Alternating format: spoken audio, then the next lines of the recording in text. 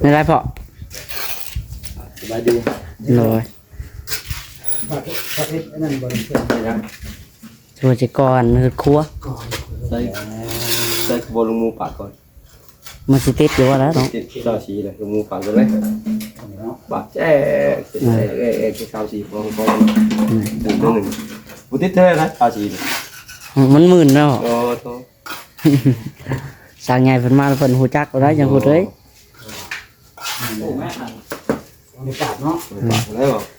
แหกก้อนเนาะแหกพอมันลายๆแล้วพอโอ้บอกหูจักก็บอกเนาะมันพอเอาได้วันนั้นเนาะป่าลงทับคอด้วยเด้สุดท้ายคดีของน้องตัวทองก็เลยสิ้นสุดลง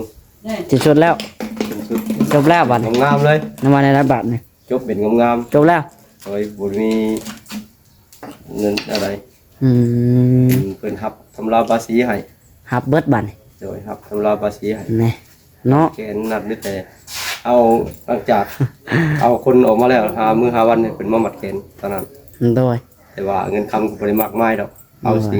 เขาบ่ได้ต้องการเป็นเงินเป็นคำหลายมากมายนะนั่นล่ะโดยแค่อยากให้หมู่อยากรู้จักว่าความผิดความถูกว่าเฮ็ดแบบนี้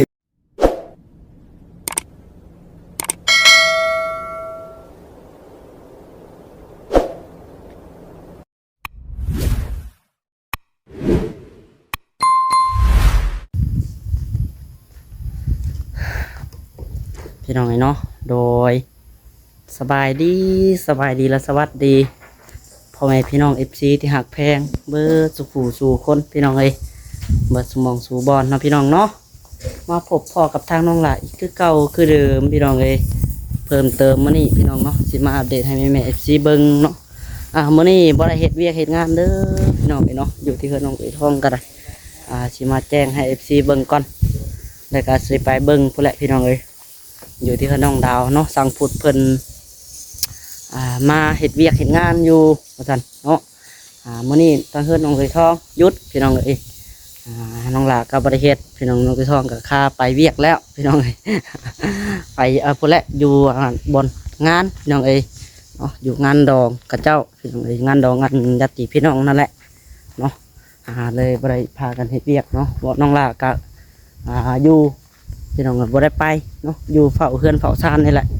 คันว่าสิไปเบิดโอ้ยเนาะไปสิอยู่เฝ้าเฮือนเฝ้าซานเดี๋ยวเครื่องของเดี๋ยวมาบัดแหงยุ่งยากตื้มพี่น้องเป็นสวรรค์กบเครื่องไม้เครื่องมือโอ้ยหลายยุ่งหลายอย่างแถวนี้เนาะประตูแหงบ่มีกบูกเปิ้งอยู่พี่น้องอยู่เฮือนน้องหลาก็ได้เนาะไปมื้อนี้พี่น้องกำลังเลาะย่างไปเนาะอยู่ที่เฮือนน้องดาวได้พี่น้องเนาะสิเข้าไปเบิ่งทางสังกุฎเพิ่นเฮ็ดอีหยังมื้อนี้เนาะเขามาเบิ่งอัปเดตให้แม่ๆ FC เบิ่งก่อนทางเบาเวียงเบาจิตเพิ่นสิมาอยู่บ่มื้อนี้พี่น้องน้องดาวว่าเราบ่ส่งละพี่น้องเพราะว่าน้องดาวได้บอกได้อ้ายเพิ่นอยู่เมื่อวันนี้เนาะเพราะว่าบ่ได้เฮ็ดเวียกเฮ็ดงานพี่น้องในยุติเพราะว่าค่างานดองเนาะไปบัดนี้เดียวไปเบิ่งภาพบรรยากาศน้ำกันพี่น้องให้กล้องลังย่างมานำว่าวมานำได้พี่น้องมันฮ้อนแดดเนาะคันว่าย่างก็สิบ่ฮ้อนเทื่อได้แบบนี้โอ้พี่น้องเนาะแดดเข้ามาในก่อนฮ้อนโพดโพน้องหลากก็สักเครื่องแล้วพี่น้องสักเครื่องแล้วเมื่อกี้นี่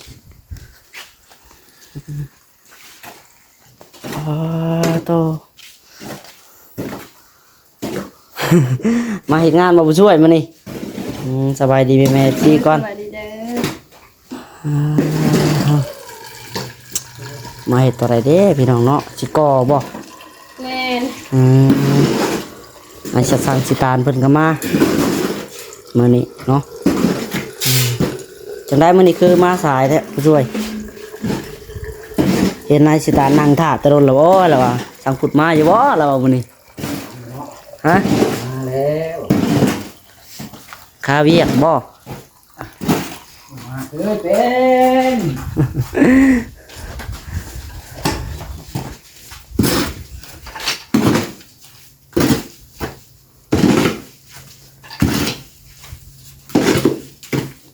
กำลังผสมปูนทางนี้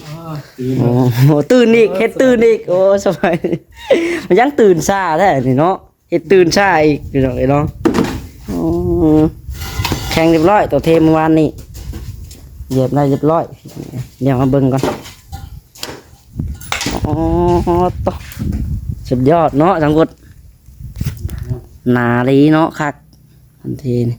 พี่มาทางรูปนี้ให้เต็ก จากที่ว่าผู้จักกวนอันนี้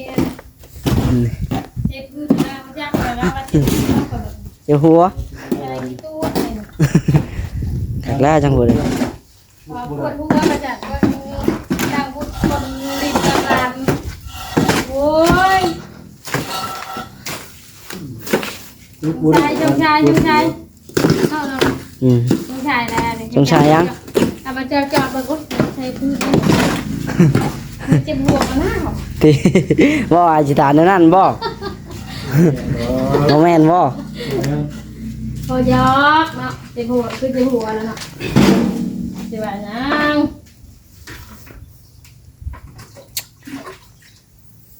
เพิ่นสิมาก่อมื้อนี้เนาะสมบูรณ์ก่อพี่น้องเอ้ย ได้ลองระบองทำนะไม่ค่ะมีกรรม สวัสดีน้องดาว น้อยสวัสดี ต่อ ไปข้าไกลแล้วไปมาเราเป็นได้ทางหลังป้าดาวดาวอะไรมือมาแล้วแต่คนไปทางไกลนะ เป็นว่ามื้อนี้บ่มา กันยังบุตรได้ใจเบิ้งว่าขึ้นไปเมื่อนี่มานี่นะคะเบี้ยบ่ดีเด็ดงาม สวัสดีงามพี่น้องเอ้ยเนาะได้กะซามื้อนี้ชิมไข่บ่ แม่ อืมมื้อใดได้มื้อใดบ่ได้ก็บ่ได้เนาะ เรียนในลายได้บ้านนี่ฮะละ งานนี่ถือว่าได้อยู่เนาะ แม่โอเคอยู่บ้าน ช่วงนี้ มื้อนี้ก็บ่ได้ก็ไข่ดอกกอกก็มีอยู่สู้เอากอกก็ยังโยกได้อยู่ว่าดาวสั่งสีตาลจัดการตัวนี้ อยู่บ่ได้เด้ออยู่งานย่องได้บ่ได้งอก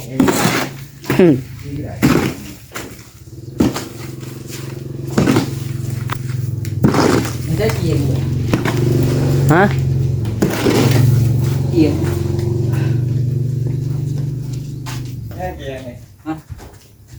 โอ้เพิ่นปลูกต้นม่วงแล้วนี่เนาะ ใช่ เมื่อวานนี่ยังอยู่เทึงเฮือนอยู่พี่น้องเอ้ยอ๋อ เป็น ต่อ มากแล้วบ่จักนะ ก็สิเป็นหมากเลยเนาะต้นม่วงมีจักต้นน้องดาวม่วงต้นม่วง3หรือ2 2บ่อืม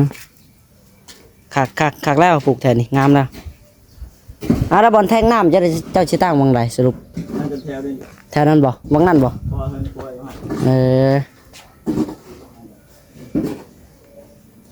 บ่นี่สิเป็นต้นมะม่วงเนาะบ่นี่ มันสิปลูกต้นหน้าบ้านเดี๋ยวจันเกกาก ำแพงเนาะมันสิวางกำแพงบ่ เลยปลูกคางเอา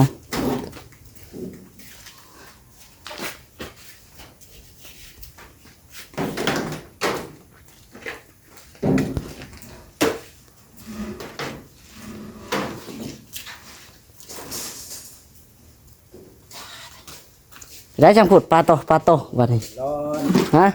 ดูร้อนเนาะ ฮ้อนบ่ บ่ได้เฮ็ดบ่มื้อนี้ ค่อยนะหยุดเบรกซะก่อนมื้อนี้บ่ได้เฮ็ดอะไรนั่งคลองถ่าเจ้ามาอยากถ่ายคลิปอยู่ ไปจุติ ข่อยก็นั่งถ่าเจ้าเนี่ยว่าเจ้าคิดว่าเจ้าสิบ่มาอะไรกันมาพี่น้องเอ้ยโอ้ข้าพเจ้าพูดมาอยู่บ่วันนี้เนาะนั่งถ่าถ่ายคลิปอยู่คันมาก็สิเข้าไปอัปเดตให้เบิ่งอยู่ดอกว่า มาเด็กที่ไหน ฮะทาสียังบ่แล้วใช่บ่โอ้โห ไป ข้างในบ่อืมยังไปตัวไรนะ ไปห้องน้ อ๋อกำลังจะทาสี ไปเลยก็บ่ เปิดปุ๊บเปิด ตักให้เจ้าก่อน สมก็เปิดแล้วเนาะคิวตุ้ยรถ ำเราไปในวัดกัน ใครเป็นหวัดก็ต้องมาเจอกินนี่อยู่เลยเนาะ ไม่ใช่ ช่เขาว่าล่ะใครในวันนี้แค่ที ทำหยังให้มันตื่มมาทำก็แค่ให้มันตื่มเอา ตื่นมาเนาะ ตื่มเอา เอาก็มาเปิดสาม ใส่ยังใบตัวไร ทางไปนี่ไปนั่นไปนั่น อ๋อตัวนี้ใบตัวนี้ โดย ข้างในเนาะ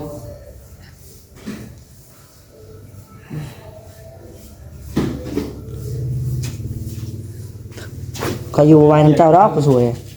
ถึกกินอันเดียวเขายังเก็บหัวล่ะ เขาเอามาปะเจ้าได้เลยนี่กินคิวแห้งเลยเป็นยังไง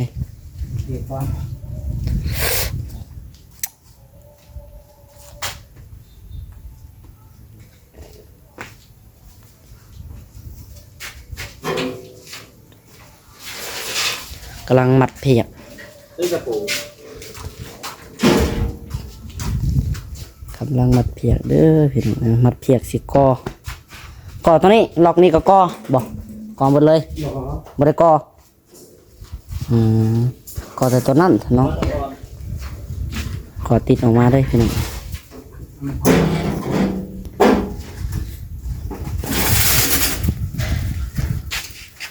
มาทุกคนจี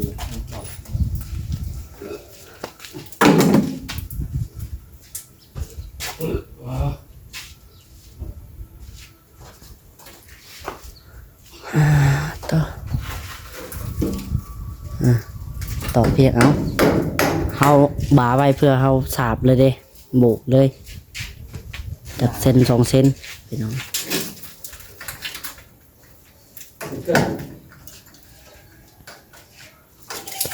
จิตเครื่อง แม่น ตอกอยู่บ่ ต้องใช่ไหม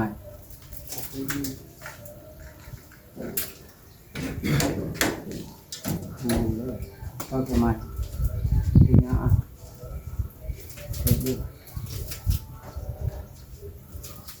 ชับใช่ไหมชับใช่ไหม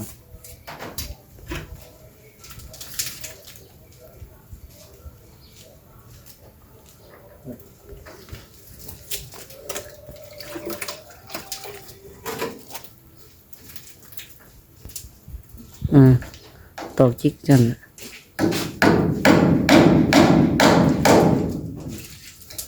โอเค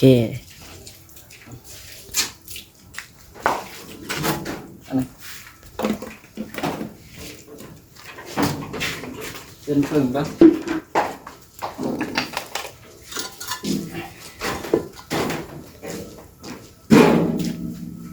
เพื่อจะเอาเพียกมันได้เนาะตอกเพียกมันได้ก็ง่ายแล้วบัดนี้เอาเผื่อไว้เขาโบกสาบ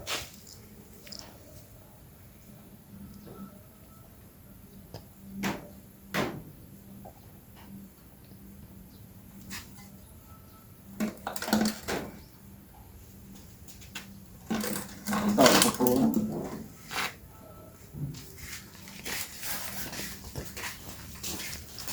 ดูไม่ให้ดิสโลน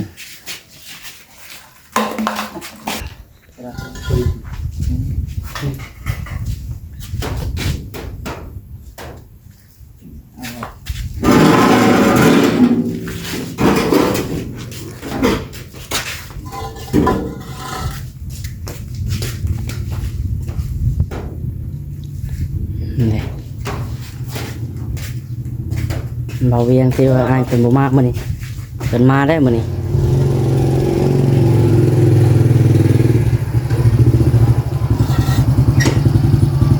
ครับเปิดไปมันไม่ปลูกข้างในฟันนะเปลี่ยนปลูกข้างในก่อน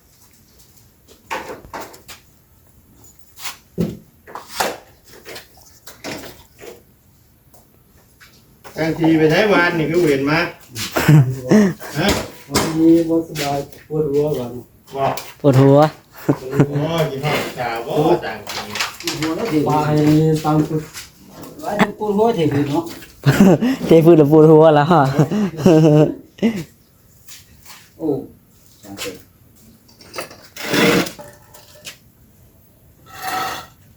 เ นี่คือพูดหัวเนาะ อืม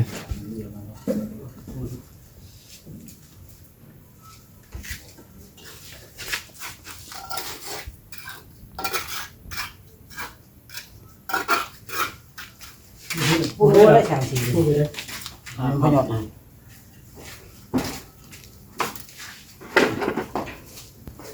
ไม่รอสิโลวะ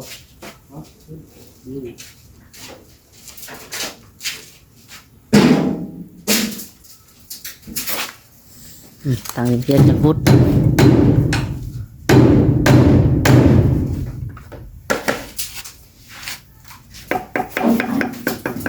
เราดูเลย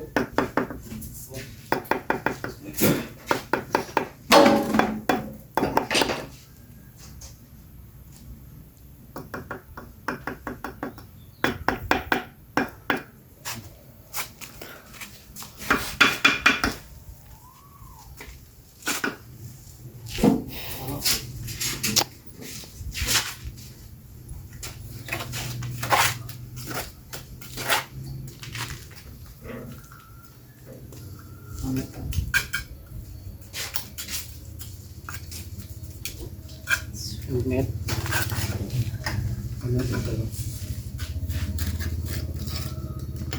เราไปไปน้ำมือดูนี่คือแม่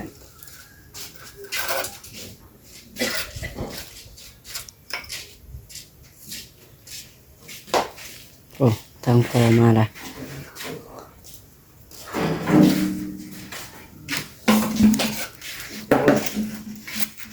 เอาไปเชื่อเปลี่ยนเลย สกอเลย ไม่ได้พอ สบายดี เลย ประเภทนั่นบริสุทธิ์ ยัง ชัวร์จะก่อนคือครัว ใส่ขบวนลงมูปากก่อน มันสิติดอยู่ว่าแล้วเนาะ ติดเจ้าสีเลยลงมูปากกันเลยปากแจ๊กติดเจ้าสีของหนึ่งบุติดเท่าไรเจ้าสีเลย มันหมื่นแล้ว โอ้โห สั่งไงเพิ่นมาเพิ่นหูจักเอาได้ยังพูดเลย โอ้แม่บริการเนาะ ปากได้ป่ะ แหกก้อนเนาะแหกพอมันลายๆแล้วพอ โอ้กูบอกกูชักก็บอก บอกกันเนาะ มันพอเอาได้วันนั้นเนาะ ป่าลงทับคอด้วยนะ ก็แล้วว่าลงทับคอเจะของทีทับ จบหมด สุดท้าย ฮะ คดีของน้องถือทองก็เลยสิ้นสุดลง จะชดแล้ว สิ้นสุด จบแล้วบัดนี้ งามๆเลย น้ำมันในระบาดนี่ จบเป็นงาม จบแล้ว ๆโอ้ยบุญมีเงินอะไร อืม เพิ่นหับทำลายภาษีให้ ฮับเบิดบัดนี่ โดยหับทำลายภาษีให้ แน่เนาะ แกนนัดด้วยแต่เอาหลังจาก เอาคนออกมาแล้วหามือหาวันเนี่ยเป็นมาหมัดเกณฑ์ตอนนั้น โดย แต่ว่าเงินคำก็บ่ได้มากมายดอกเอาสิเขาก็เขาบ่ได้ต้องการเป็นเงินเป็นคำหลายมากมายนะน้องล่ะ โดยแค่อยากให้หมู่ อยากรู้จักว่า อ่า ความผิดความถูกว่าเฮ็ดแบบนี้ โดย เป็นจังได๋นะ โดย ให้หมู่ว่าเขาหลงเขาว่าที่แล้วขอโทษขออภัย เนาะ เขาก็ยอม โดย เอา อันนี้ เอามาให้จบเฮ็ดได้เห็นไปรูปร่าง โดย เรีบร้อแล้วตอนนี้สิเขาไปส่งกำลังสิเขาไปส่ง อันนี้ว่าตัวเองผิดยังให้ไปถึกอยู่เนาะ ยังอยู่ว่าจะจับเขาอีกอยู่ อยู่เนาะ แนว ผู้ชูแท้นี่เนาะ คือว่าชูกันแรงแท้ เห็นว่า ทันหมู่แล้วยังว่าจะจับหมู่เขาบุกอยู่ อยู่คือเก่งแท้เนาะว่า FC หลายๆคนก็เม่นว่าอยู่เอามันก็คักก็น่าว่ะคือเก่งแท้ว่ะครับ จะจับเขาบุกก่อนเอาแต่ที่จริงอยากปล่อยไปตามกฎหมายแล้ว6 เดือน โดย บัดพ่อแม่เขาเอามาขอห้องแล้ว ขอห้อง คืออีต้นทั้งผัวทั้งแม่ผัวก็ทำผิดจะบ่อีต้นดอก โดย พ่อแม่บัดความดีความงามนำกันแต่ข้าวตะกี้แต่ข้าวแต่พ่อกับพ่อเราเท่าชิดกันเป็นหมู่เป็นคู่กันนะ เป็นหมู่เดียวกันอีก เป็นเสี่ยวกันจะหักแต่แรงกัน อันนี้เนาะว่าเชียวลูกเชียวเฮ็ดกัน เชียวลูกเชียวเฮ็ดกันเด้ พี่ พี่ น้ น้ อ อง ง เขาลงปากเขาลงให้จบเป็นคดีเหมือนงาม โดย ๆมีแต่ให้เพิ่นมาทำมัดแขน อ่า ทำคนมัดแขนให้ โอเคครับพี่น้องเนาะ จะมีประกอบอยู่ โดย เอาจะจัดการถ้าเอา เอาออกมานี่แบบประมาณเลิกงานดองตอน3-4 มื้อกันสิได้เฮ็ดบัตรแกนให้น้องเสือทองผมว่า เพิ่นสิออกมื้อนี้ได้บ่ โดยเอา เดี๋ยวโอเค ออกมาเลยมาลินงานดองเลยมันงานดองเจอกับน้องดาวแล้วน้องดาวครบบ่สวัสดีน้องดาวได้ หยุ่งเลยแล้วเนาะดาว กูก็ได้บ่ได้บ่ให้เป็นศัตรูก็ได้บอกว่าอยู่กินงูตักได้สิสวัสดีเชียวเว้ย เสียวดาวก็เสียวว่าเหรอ เชียวเลย เอาจังใดก็โอเคพี่น้องเนาะคะแนนหมู่อันเฮ็ดผิดนะยอมรับผิดเนาะสำนี้ก็ดีใจพี่น้องก็ว่าบ่เว้ายืดยาวมันก็สิจบแต่โดนแหละ จบแต่โดน อันนี้บ่แฮงบ่มักเว้ายากปานใดครับพี่น้องไอ้เนาะ เพิ่นตะกี้ เพิ่นมักยากเลยจัดให้ว่ะ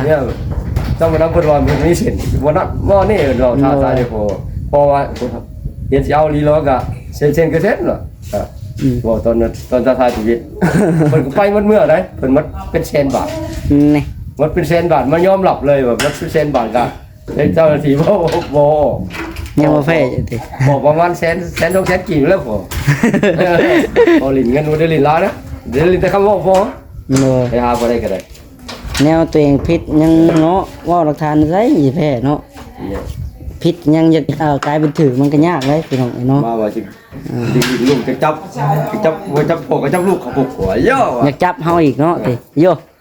เก่งแท้เนาะเอาแหวมาเบิดเราก็ได้ เสียเงินหลายหรือว่ายอม ยอมบัดนี้ บ่เพ่ นั่นแหละก็สู่ความดีบ่ได้พี่น้องไอ้เนาะ คือขอลมทางตัวสิกะน่าจะเอาไปให้ได้อยู่ โดย ก็ลมปรึกษาก็แล้วตัวสิก็สิเวลามือมัดเกณฑ์ตัวสิก็สิมาถ่ายคลิปให้พ่อแม่พี่น้องเบิ่งแน่ว่าผู้กระทำผิดเป็นคนแบบใดให้พ่อแม่พี่น้องเบิ่ง เราก็จะเบิ่งหน้าตาอยู่เนาะ เบิ่งดาตาว่าให้เอาเงินพอกันเลยว่าให้มาได้มัดแขนว่ะเกณฑ์ให้มาแล้วเนาะเบิ่งอ่ะนะ บ่แม่นแต่ว่าอันพ่อมาให้มาแต่พ่อแม่น่ะมาผู้นั้นก็มา โอ้ยตาเป็นคนแบบใด โดย โคตรแต่ว่าหน้าตานะ จังได๋ก็ FC รอลุ้นรอเบิ่งอยู่เนาะไอ้เนาะ เขาบ่น่าโหดเนาะเขาได้พิการนี่ก็หลีนำกันอยู่เนาะน้องหลานเนาะ เล่นปีกายเล่น จิตใจมาปีนี้ว่าโหดสิครับ งงเลยอันนี้ งงน้องหลานก็งงก็งง ปีกายยังเล่นสงกรานต์นำกันอยู่ กินเบียร์กินเล่นนำกันอยู่พี่น้องเอ้ยมาปีนี้ว่าเอ้าเปลี่ยนเป็นคนละคนเลย มาจากไทยมาใหม่อยู่ไปเรียนมวยมาจากไทยอยู่ แม่นก็จะเป็นทีมมวยแต่ไทย เอาซะพี่น้องเนาะ เห็นดี ถือว่า พอการเริ่มเบาสมองขึ้นนิดหนึ่ง ดีใจวันนี้เนาะ ดีใจ นี่ได้ยินข่าวนี้ก็โอเค พี่น้องในทางนี้ก็ดีใจคือกันเนาะเพราะบ่อยากเก็บหัวปวดหัวตึกโอ้ยแต่ละมื้อเอาว่าพี่น้องไงเนาะมื้อนี้ใครแน่ละหมู่ยอมรับเลยจังได๋ก็คอยผ่านพ้นบัดนี้บ่ให้พบไม่พ่ออีกเนาะ มาว่านี่เดี๋ยวยังอยู่กันอยู่ว่าไอ้แล้วนี่ ปาดคือจะบอกแล้ว บอกให้รู้บ้าง โอ้ ได้ผมเนาะ ได้สิก่อเลย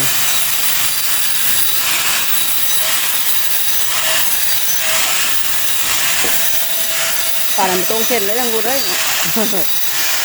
แล้วนี่บ่ยังไม่ถึงมือตัวนี้ไง แค่นั้นแหละ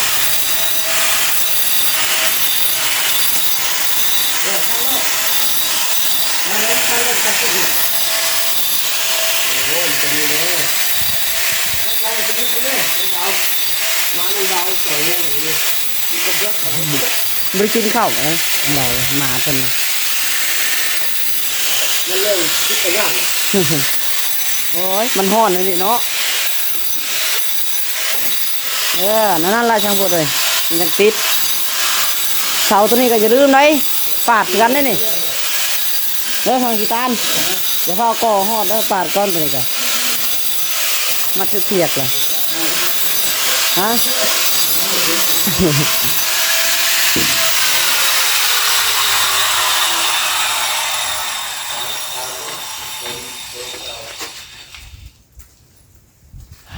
โทษพี่น้องเนาะกำลังเริ่มก่อ ใช่ถ่ายดินั่นดินั่นแหละ ที่ลบ ดีเลยผู้ช่วยวิดีโอว่าข่าวดีของหนุ่มไปทอง ข่าวดี ขักเนาะตาโรชีแล้ว ข่าวดีได้ไม่ข่าวดีแล้วเจ็ดตัวพัน ไปพี่น้องเนาะโอเคบัดนี้เนาะได้ตะนางใส่อันใส่อื่นครัวบ่นี่ แม่น ไปพี่น้องโอเคสำหรับคลิปนี้ได้เนาะทางน้องหลายที่ขอตัวลาไปก่อนพี่น้องเลยไปพบพอกันคลิปต่อไปพี่น้องเนาะสำหรับคดีความน้องเปิดท้องพี่น้องเอ้ยจบสิ้นแล้วบาทนี่เนาะถึงว่าเจ้านี่แหละพี่น้องเอ้ยเนาะคนกระทำผิดกับคนผิดเนาะอะไรจะกลายเป็นถือมันยากคือน้องหนาเว่าไปในพี่น้องเอ้ยสุดท้ายเนาะมันกับประเพณีความดีของเฮาพี่น้องเอ้ยโอเคจังไรกับพี่น้องเนาะสำหรับคลิปนี้การน้องหลาขอตัวลาไปก่อนพี่น้องเอ้ยไปพบพอกันคลิปต่อไปนะพี่น้องเนาะโดยสบายดีแม่ๆ FC เบิดสุขสู่คนพี่น้องเนาะโดยสบายดีบ๊ายบาย